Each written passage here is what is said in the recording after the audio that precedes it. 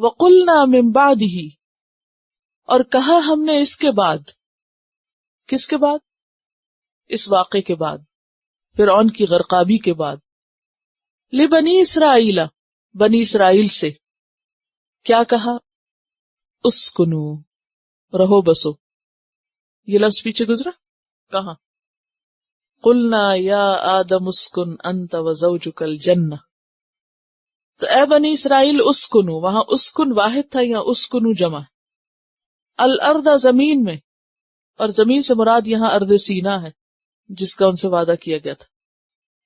فاذا جاء وعد الاخرۃ، پھر جب آئے گا وعدہ دوسرے وعدے کا وقت. دوسرے وعدے سے مراد کیا ہے؟ نمبر 1 قیامت کا دن، آخرت کا وعدہ یعنی قیامت کا وعدہ. بعض نے کہا اس سے مراد عیسیٰ علیہ السلام کا آنا کہ جو قیامت سے پہلے آئیں گے.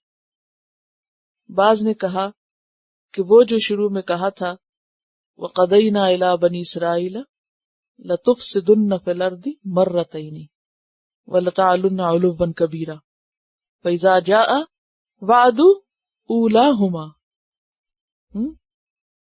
اور وہ وعد اولاہما تھا، اور یہاں مراد وعد الآخرہ سے اس کا دوسرا ہے جو یا گزر چکا یا آئندہ بھی ہو سکتا ہے. کیونکہ اس میں کیا کہا تھا؟ وَإِنْ عُدْتُمْ عُدْنَا، تو آخرہ سے مراد جو سب سے آخر میں ہوگا. تو اسی لیے قرب قیامت کے کسی واقعے کی طرف بھی اشارہ ہو سکتا ہے یا پھر قیامت کے دن کی طرف. سمجھ گئے؟ جئنا بکم لفیفا، لے آئیں گے ہم تم کو اکٹھا کر کے گروہ کی شکل میں. لفیف کا لفظ ہے نا، لف سے ہے، لام فے. کبھی لف کا لفظ اردو میں پڑھا؟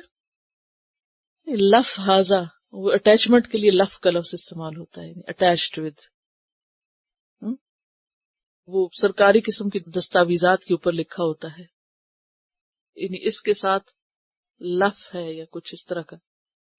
مجھے یاد نہیں ایگزیکٹ ٹرمینالوجی، لیکن ما ہاذا، لف ما ہاذا یا کچھ ایسے کر کے ہوتا ہے. بہرحال تو لفافہ کا لفظ بھی اسی سے. لفافہ کس لیے ہوتا ہے؟ چیزوں کو اکٹھا کر کے ڈالنے کے لیے. لفیف کا لفظی معنی ہوتا ہے انسانوں کا بڑا گروہ جس میں مختلف قبائل کے لوگ جمع ہوں، بڑے چھوٹے، کالے گورے سب. اور وجنات الفافا کا لفظ بھی آتا ہے قرآن پاک میں،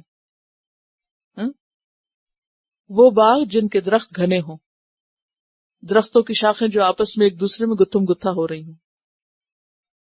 اب اگر اس سے مراد قیامت کا دن ہو تو کیا مطلب ہے؟ کہ سب کو واپس لے آئیں گے ہم، امیر غریب چھوٹے بڑے کالے گورے سب آ جائیں گے.